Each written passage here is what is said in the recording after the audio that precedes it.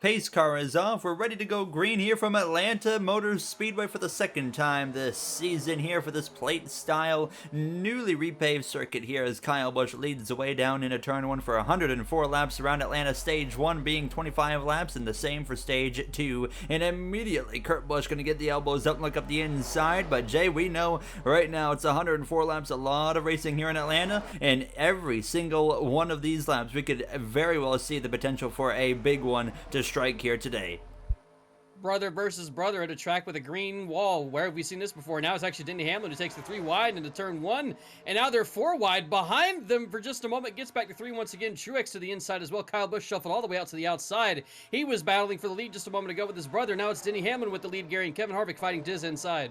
A lot of scrapping already. These guys are not hesitating to get the elbows out. Denny Hamlin, last week's winner from Road America, out in front, but it's not going to last long. You're going to see this happening all day long. In the background, last week's real-life winner in Road America, Tyler Reddick, actually in the outside. Well, look at Alex Bowman, Jay, all the way to the inside. Oh, it's going to be an accident there on the outside. It looks like we're going to somehow, oh, there they go, Suarez, and it's not going to be terrible, actually. We're going to collect quite a few. Yes, Bubba Wallace, Suarez early on. It's going to be Tyler Reddick, LaJoy. Most cars, surprisingly, don't pick up lots of damage. He is going to be DNF'd after just 3 laps in Atlanta. That's a bubble driver right there as well, as they got to race it back to the line. You see Keselowski with a little bit of damage now. Most cars, like I said, surprisingly, don't have very much damage, but Daniel Suarez, for sure, that's going to be the end of the day for that number 99 ComScope Trackhouse driver who comes in currently 13 points below the cut line.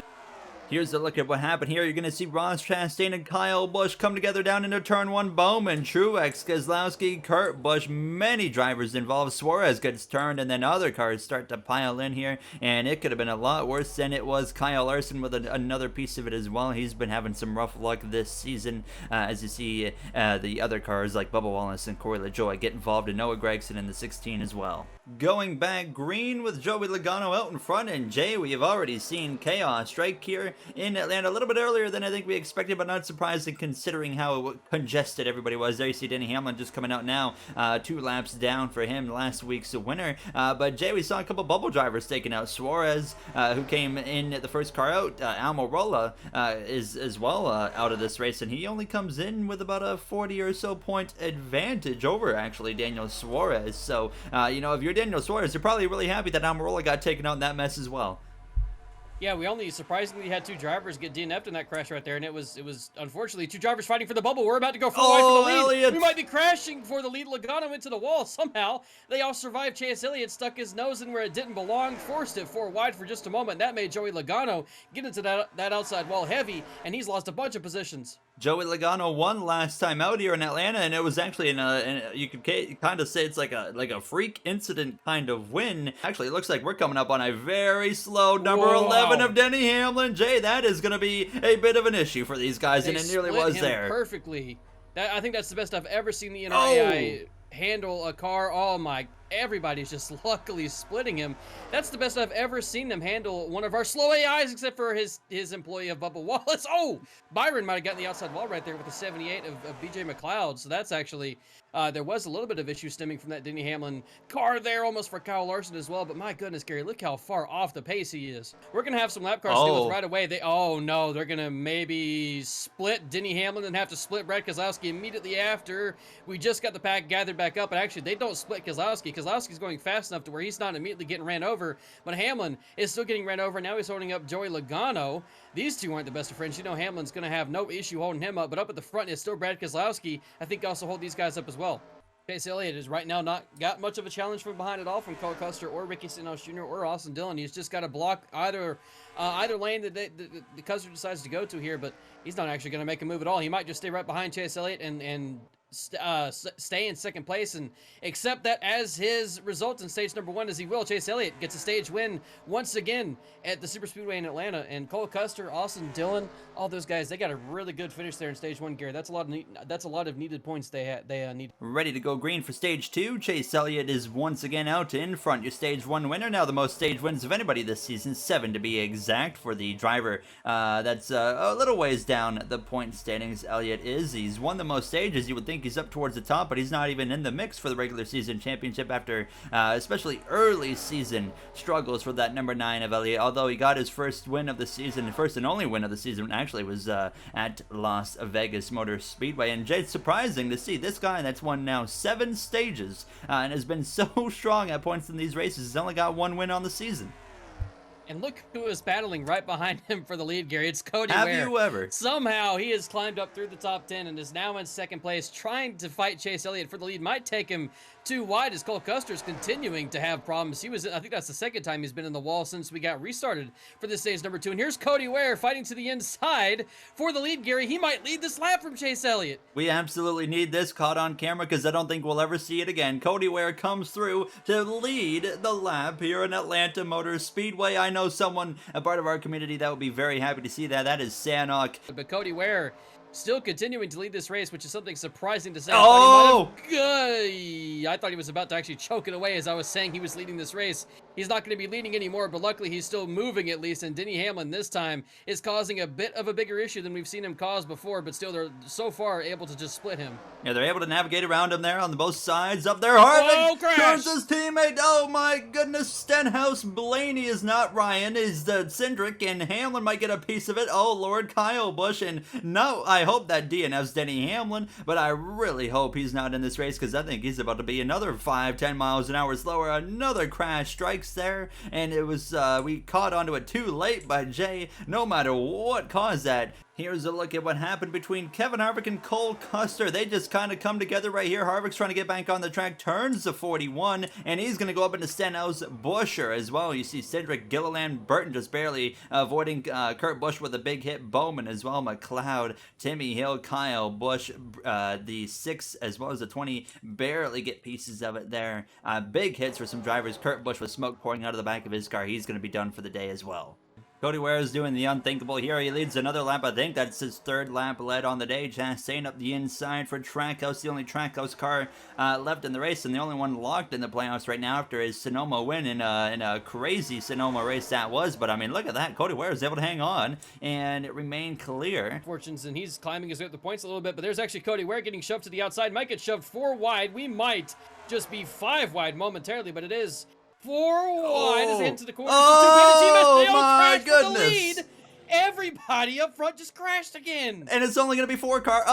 Someone just, that was Christopher Bell. That just took a big hit right there with Tyler Reddick as well. Reddick's rough luck in the midseason continues. I think Bell somehow 3 accidents, 3 involvements. I think he's still going to continue. So that ends up being about a 5 car incident, and somehow no one's catastrophically damaged there. It looks like I think they're all going to continue. Bubba Wallace leads the way back to the green flag, and just as we're going green, it's also the white flag in the air here for stage 2. It's a 1-lap dash as he won the race out of the pit lane. Jay, that could be a crucial win out of the pit lane for Bubba Wallace because that could mean a playoff point and 10 points overall, but that playoff point's not going to mean anything if he, of course, can't make the playoffs.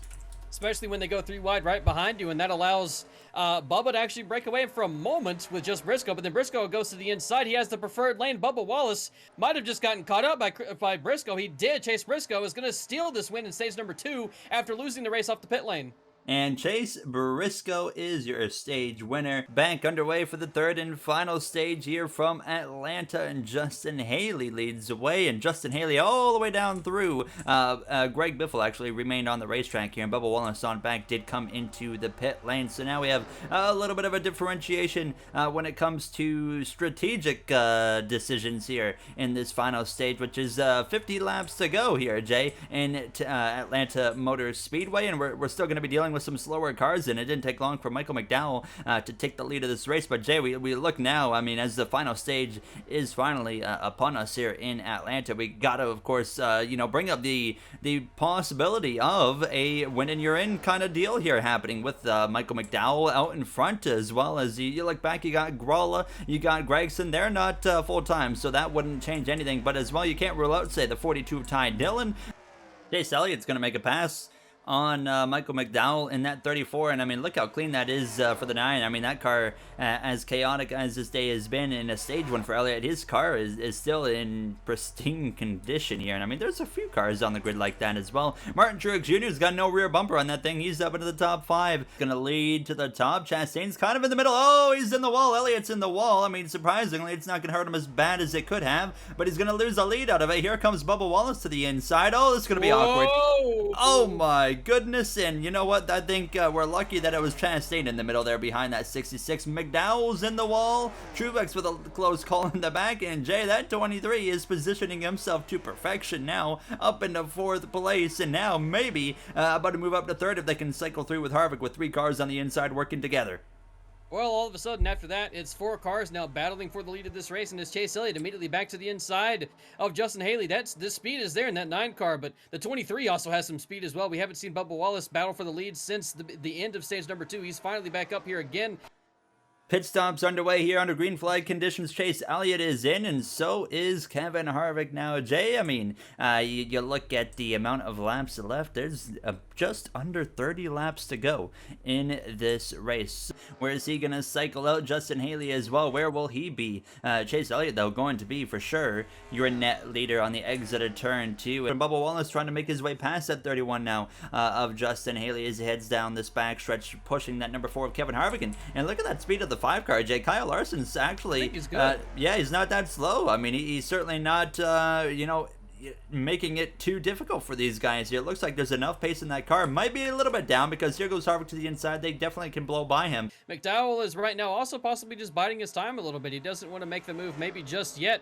Kind of do like a super speedway strat here where you just ride behind the leader, wait till a couple laps to go to make your move. I think McDowell might do that same thing right here. Hope that Kevin Harvick and Bubba Wallace and Justin Haley are willing to go with him because these 3 want to win as well, especially that 23 car right there of Bubba Wallace. It's all going to be about positioning here, and Elliott slowed up a little bit. Harvick's going to go to the top. He knows he's got to take the opportunity where he can get it. Bubba Wallace to the inside, and they're all going to be able to get their way around. And I think Bubba, yes, he's going to get clear of McDowell, so that's going to be crucial. And he gets to the back of Kevin Harvick here. Can Bubba Wallace pull this off here?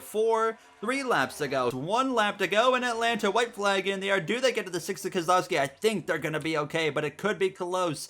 Maybe on the exit of turn 4 even. We'll have to wait and see, but Harvick losing a little bit of ground as they head down this back straightaway. Jay Elliott's in position to win this race, but they for sure are going to run down that 6, I think, on the exit of turn 4.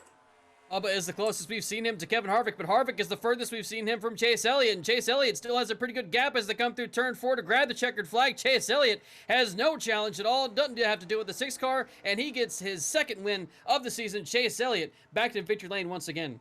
Kevin Harvick, runner-up. They ended up not running down that 6 car. Bubba Wallace in P3, and unfortunately for Bubba, he needs better than that, but he's actually not terribly far out, and that is of the playoffs, and that is still going to be a big day for him, so never say never for that DoorDash Toyota Camry driver. Michael McDowell with a strong day, Haley as well, and inside the top 10, you got Briscoe as well as you got Martin Truex Jr., Logano, Blaney, and Kaz Gralla in that number 50. How about